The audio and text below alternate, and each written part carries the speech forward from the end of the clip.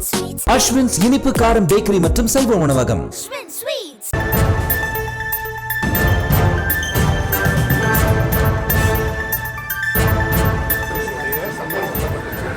ஒட்டப்பட்ட சம்மனை சில வினாடிகளிலேயே வந்து கிழித்ததாக ஒரு குற்றச்சாட்டு. பேரில் வந்து உங்க காவலர் வீட்டில் இருந்த காவலர் கிழித்தார்னு சொல்லி போலீசார் அவரை வந்து கைது செய்யப்பட்டு உங்களுடைய அவசியமற்ற ஒரு என்ன சொல்கிறது கேவலமான நடவடிக்கை இதெல்லாம். அவங்க வந்து இதே வழக்குக்கு ஏற்கனவே 3 மணி நேரம் விசாரித்து எல்லாத்தையும் பதிவு பண்ணிக்கிட்டாங்க. அப்புறம் திருப்பி அதே வழக்கு தான், அப்புறம் திருப்பி அதே தான் பேசணும். அவங்களுக்கு வந்து இதில் திரும்ப திரும்ப பேசி எதை எனக்கு அசிங்கப்படுத்தலான்னு நினைக்கிறதுக்காக வச்சுறாங்க. இதில் இந்த ஆட்சியும் ஆட்சியாளர்களும் அசிங்கப்படுறாங்க. எனக்கு இதில் ஒன்றும் இல்லை.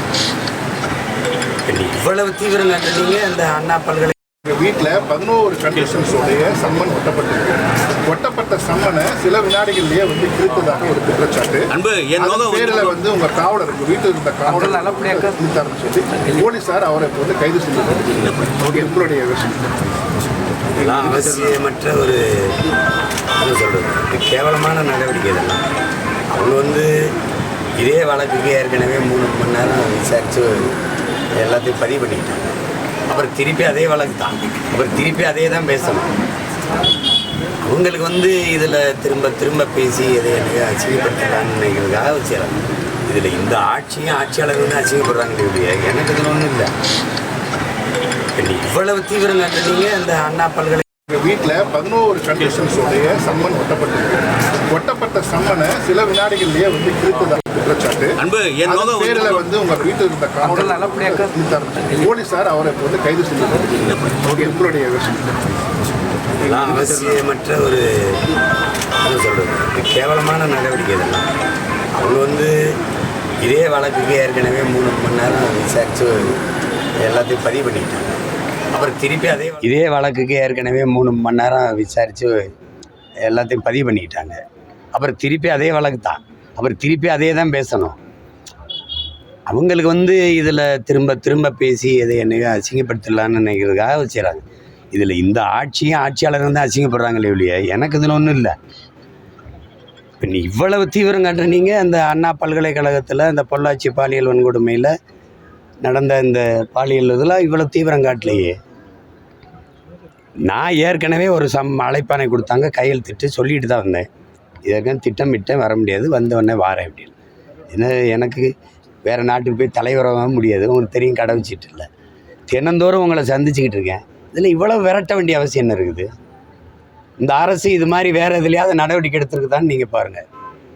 எவ்வளவு கேவலமான ஒரு ஆட்சி அதிகாரத்தை நடத்திக்கிட்டு எந்த சிக்கல்லையாவது பிரச்சனையாவது இப்படி பண்ணியிருக்கா?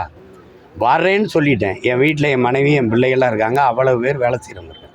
நான் இந்த கிருஷ்ணகிரியில் தான் இருக்கிறாங்கன்னு இங்கே பாதுகாப்புக்கிற காவலருக்கு தெரியும், அங்கே இருக்கிறவங்களுக்கு தெரியும். இப்போ என் வீட்டில் என் ஓட்டுற சேட்டை தானே.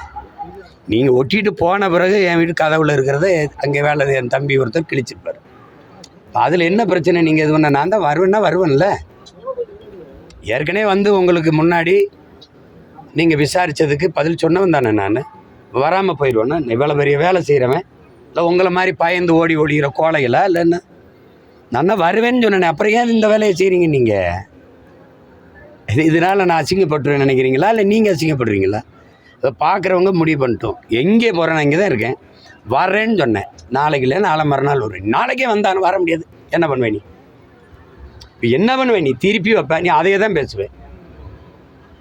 நீ சம்மந்தப்பட்ட அந்த பொம்பளையை கூட்டிகிட்டு வந்து அங்கே உட்கார வை, என்னை உட்கார விசாரி. நீ அங்கே ஒன்று பேசிட்டு வருவேன், அப்புறம் திருப்பி ஒன்று வருவேன், அப்புறம் ஒரு வாரம் இதே பிரச்சனை வைப்பீங்க, திருப்பி கூட்டிடுவீங்க. எத்தனை நாளைக்கு? 15 வருஷமாக இதே நாடகமா? என்னது இதில் என்ன நீ சொல்ல? மக்களுக்கு முன்னாடி இந்த அரசு சொல்ல விரும்புகிறது என்ன செய்ய நினைக்கிது சொல்லுங்கள். நான் திருப்பி நீங்கள் முதல்ல விசாரித்த அதே தான் திருப்பி அதே தான் சொல்லுவேன். விசாரிக்கவே இல்லை, நீங்களே முடிவு பண்ணிக்கிட்டீங்க இதுதான் நடந்திருக்குது, இது போயிருக்குதுன்ட்டு. இது எந்த மாதிரியான தீர்ப்புகள், எந்த மாதிரியான விசாரணைகள்? இதில் என்ன இப்போ என்ன செய்யணும்னு நினைக்கிறீங்க? நீங்கள் எதுவும் செய்ய முடியாது. நீங்கள் சும்மா இப்படி போட்டு இப்படி அசிங்கப்படுத்தி நீங்கள் இவ்வளோ நேரம் ஒரு கேள்வி கேட்க நான் ஒரு பதில் சொல்ல, இது மாதிரி தான் செய்யலாம். இதுக்கெல்லாம் அஞ்சுறவனோ இதுக்கெல்லாம் இதுக்கு என்ன சொல்கிறது, இதுக்கு பயந்து ஓடுற ஆளும் நான் கிடையாது. வருவேன். நாளைக்கு 11 மணிக்கு தான் வந்தாகணும், வர முடியாது. உன்னால் முடிஞ்சதை பாரு. குறிப்பாக இந்த காலமாக நடக்கக்கூடிய ஒரு வழக்கு ஒன்றும் வழக்கு இல்லைங்க, வழக்கை நான் தான் போட்டேன். போயிருங்க, வழக்கு இல்லை. அது சும்மா அவ்வப்போது அவதூறாக ஒரு புகார். அந்த அம்மா திமுக ஆட்சிக்கு வரும்போது வரும். அம்மையார் ஜெயலலிதா 10 ஆண்டுகள் ஐயா எடப்பாடியெல்லாம் ஆட்சியில் இருந்தபோது ஏன் வரல? இவங்க வரும்போது வருவாங்க, குறிப்பாக தேர்தல் வரும்போது வரும். என்னை சமாளிக்க முடியலன்னு அந்த அம்மாவை கூட்டி வந்து நிறுத்திடுவாங்க. இப்போ பெரியார்